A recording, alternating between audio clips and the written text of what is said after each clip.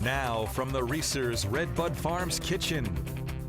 It is time for Sunday brunch. Joining us in the Reese's kitchen is Trey Winkle with our bar making potato rosti, or as I know it, hash browns. We have some delicious smelling food going on right here. Tell us how we put it all together. Well, basically you want to get your pan hot, and then you add your oil and make sure your oil gets hot. You want it to move nice and loosely around in the pan and coat the bottom of it pretty evenly. Is that, what kind of oil is that? Vegetable oil? Canola oil. Okay, yeah. canola oil. Gotcha. All right. And then over here what we have is a mixture of potato and carrot. We just shredded it using, you can use a box grater or whatever.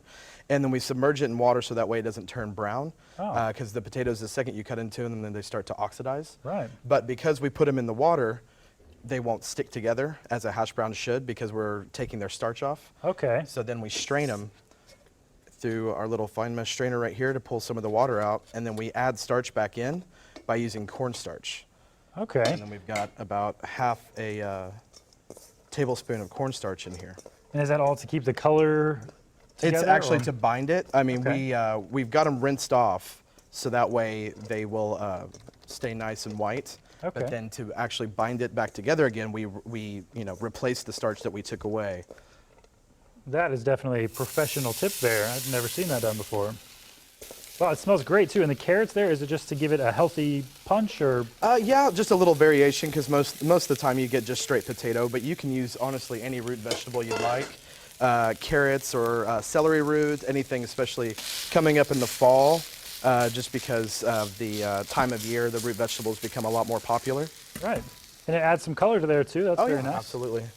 Excellent. So is that Or kosher salt. kosher salt there? So it's pretty simple once you get it going there. Yeah, absolutely. We like to tamp it down just a little bit with the back of your spatula, so that way it stays nice and flat.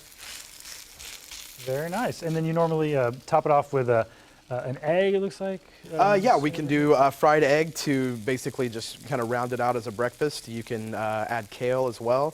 Right here we've got a little natural mozzarella curd from Loma Dairy and Wyandotte that we're going to add as we flip it over, so that way the heat will actually help melt it. Okay, I got you. So you can pretty much do a lot of different stuff to it. Oh yeah, absolutely. It's very versatile, and it's a wonderful gluten-free option as well, because cornstarch doesn't have any gluten. All right. And so that way you don't have to worry about messing around with muffins or toast or anything like that for our gluten-free people. Excellent. All right. Well, if you would like the recipe for this potato rosti or hash browns today, you can visit our website. That is kjrh.com. And